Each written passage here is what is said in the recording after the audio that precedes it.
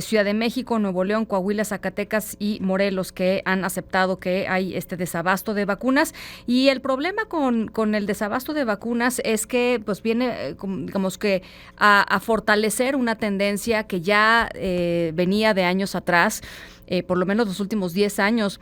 Las tasas de vacunación en México, que normalmente y históricamente habían sido muy buenas, han ido bajando. Se ha ido agudizando la baja vacunación en los últimos 5 años. La cifra que nos arrojó la última encuesta nacional de salud y nutrición es que la mitad de los niños en México no cumplen con un esquema completo de vacunación al cumplir un año, y casi el 73% no ha concluido sus segundas dosis cuando así lo requieran. Esto, por supuesto, pues tiene consecuencias a muy corto plazo y también a largo plazo. ¿Qué es lo que está pasando con esta vacuna y particularmente con la vacuna BCG y también con la vacuna de la hepatitis? El doctor Mauricio Rodríguez Álvarez, con quien hemos platicado aquí en varias ocasiones, profesor de la Facultad de Medicina de la UNAM, con 20 años de experiencia en el estudio de enfermedades infecciosas y el desarrollo de vacunas. Me da mucho gusto platicar contigo, Mauricio. Hola, Ana Francisca, ¿cómo estás? Muy buenas noches, saludos al auditorio. Muy buenas noches. A ver, pues, ¿cómo ves tú este tema de los desabastos y de sus consecuencias? Bueno, para empezar, pues es un fenómeno mundial que lo ha reconocido muchos otros países, la misma UNICEF, que es la del Fondo de las Naciones Unidas para la Infancia, la misma Organización Mundial de la Salud. Hay un problema porque no se produjeron pues, la cantidad suficiente y no se distribuyeron durante la pandemia muchas de las vacunas. Y entonces ahorita hay un rezago que bien lo ilustraba la entrevista que le hicieron al secretario de Morelos, ¿no? Sí. Justamente en cuanto les lleguen, pues se tienen que poner al día con lo que estaba rezagado. Entonces todo el mundo está ahorita tratando de ponerse al día con lo que está rezagado y entonces eso pues le pone más presión al mercado de las vacunas. Claro. Y eso compromete la disponibilidad. Y en particular la vacuna de BCG tiene otro problema adicional y es que esa vacuna se utiliza como tratamiento para el cáncer de vejiga. Uh-huh. Entonces, eso también hace que parte de la disponibilidad de ese biológico pues no se vaya a producir vacunas para niños y niñas, sino que se vaya a producir tratamientos y entonces eso genera además un desabasto porque no hay muy pocos productores de esta vacuna en el mundo. Ahora, dime una cosa, ¿cuál es la consecuencia de que a una niña, un niño, un bebé, pues no se le ponga esta vacuna? O sea, ¿hay problemas inmediatos o podría haber potencialmente problemas inmediatos? ¿Cómo lo ves? Mira, dentro de las vacunas que ponemos a los infantes, la urgencia de poner vacuna BCG no es tan alta, ¿no? Por ejemplo, la de sarampión sí es mucho más importante, uh-huh. O la de rotavirus cuando ya se juntan muchos niños sin vacunar durante un tiempo también, pero la vacuna BCG lo que previene es la meningitis por tuberculosis, ¿no? Que es una complicación muy importante de la tuberculosis, claro. Sobre todo en los más chiquitos. Sí. Entonces, el riesgo es que si llegara a haber brotes de meningitis por tuberculosis o si empezara a haber mayor circulación de esa bacteria causando esa enfermedad, podría ser un problema un poco más importante, pero afortunadamente es una enfermedad de baja prevalencia, o sea, hay poca.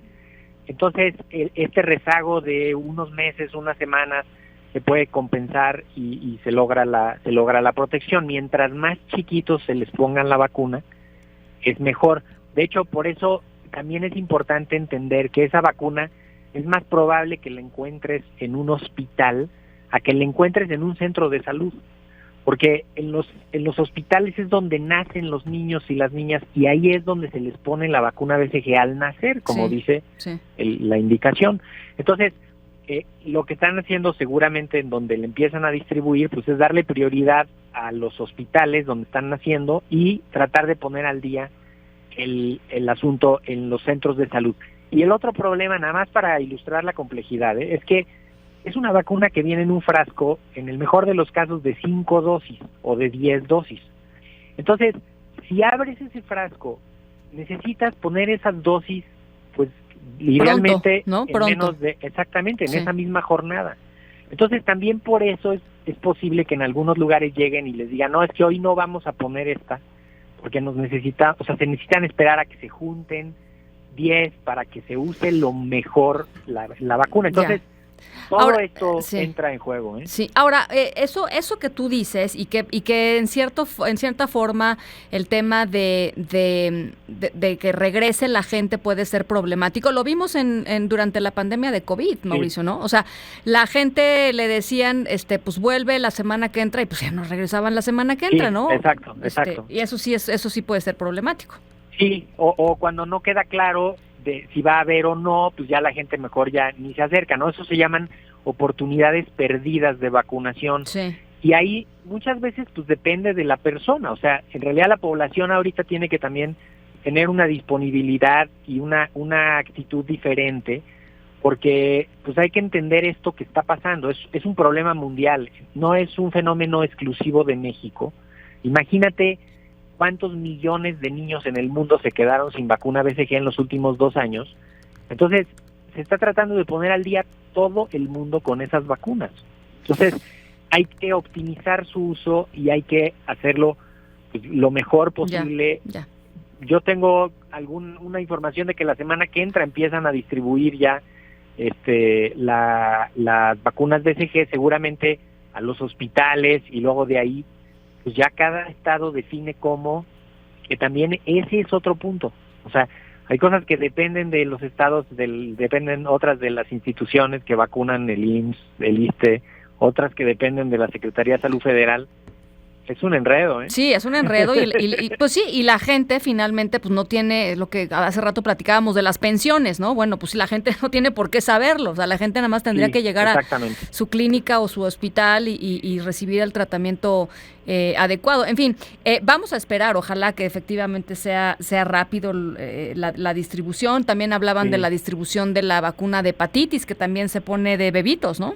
Sí, la de hepatitis, fíjate que también hubo problemas de producción de esa vacuna en los años pasados y de que no podían entregarle lo suficiente a la Secretaría, ¿no? Y a todos los clientes que son. Entonces, lo que termina pasando es que ahora la aplican en la hexavalente.